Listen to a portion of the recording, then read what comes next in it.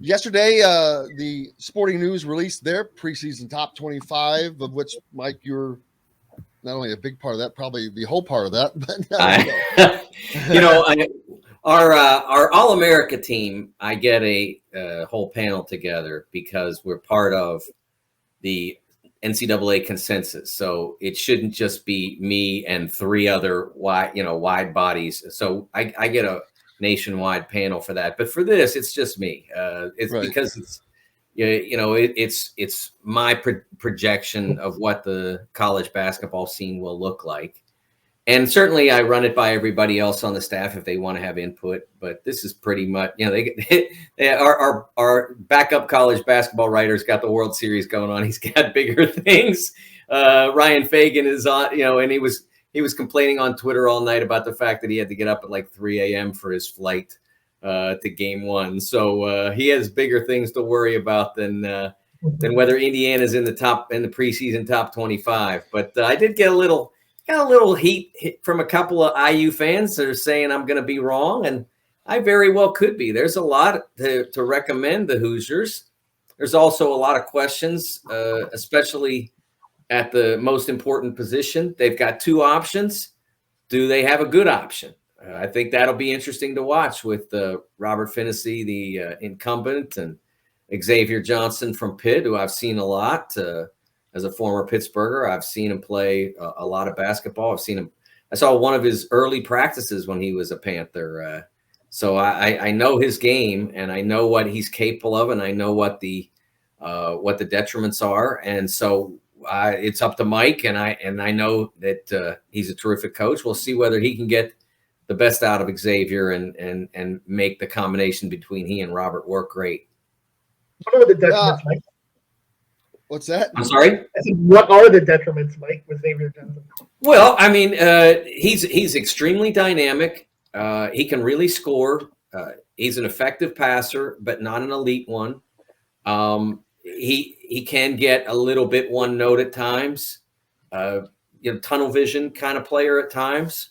And then there's just the fact that he's not been a winner, and I'm not blaming him on that. I mean, but I think there's a difference between playing college basketball and winning college basketball. And that's a big, that step from one to the other is not easy. We've seen lots, and we saw the Hoosiers really for 2 years with a good team, at one point sort of kind of get over that hump in 2019-20 and then not get rewarded for it, but never really all the way over. And then last year keep falling off in part because the players didn't necessarily have the confidence and the belief. They were structurally not ideal because they were three small guards, none of whom was an elite shooter, two bigs who couldn't stretch the defense, and it just didn't totally work. But they were always right there, and they always kept slipping off. And so what the group that they have in place now understands is how not to be good, how to be almost good enough but not good. And getting over that to being, especially in a league like the Big Ten, where you're almost always going to be challenged by somebody that at the minimum is you, that, could go either way. And at the maximum is, last year's Illinois or last year's Michigan, where they know how to win. They expect to win every night. And so that's I think that's the biggest negative, and that's what Mike has to really fight against. And remember, coming from the NBA, it's not the same as coming. He knows basketball as well as anybody, but it's not the same as coming from a college program where that expectation is ingrained. Whether like Kentucky or obviously they fell off at last year, Duke or wherever. I mean, those teams, they expect to win every time they take the floor, but in the NBA, you're playing pros every night. You don't expect to win any game, really. You believe you can win because you've got, LeBron or Trae Young or whoever. And last year with Mike, it was Julius Randle. You can win, but that doesn't mean necessarily you expect to win.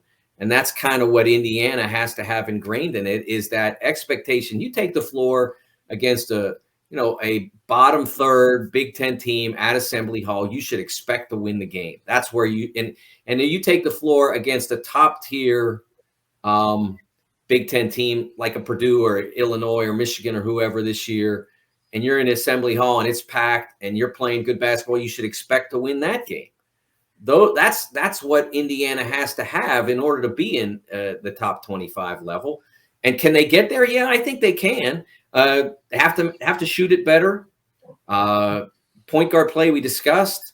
And then Trace has to be a star. And obviously, for his own sake, he has to be a star in more ways than just I can post up and back you down time after time after time and or get fouled. I mean, he's got to be more versatile for his own sake without being a detriment to the team.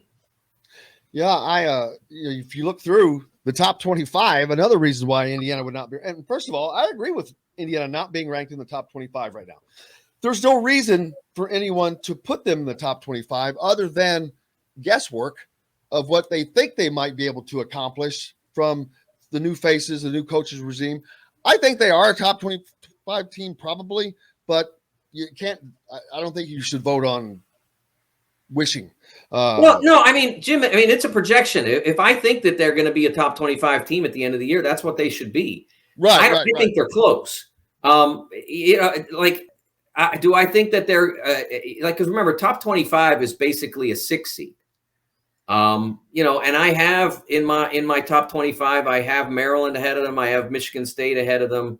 I have the obvious ones: Ohio State, Purdue, Michigan, Illinois. And that's another thing. There are 6 teams ranked in there, so that's another thing. You've got 6 Big Ten teams, almost half the conference, ranked in the top 25. That's another reason why it's hard to get up there. It's going to be a slugfest again this year, like it was last year. So I think that those 4 teams between 4, 5, 6, 7, maybe even 8 down there, I think they're just going to be churning like in a tumbler, man.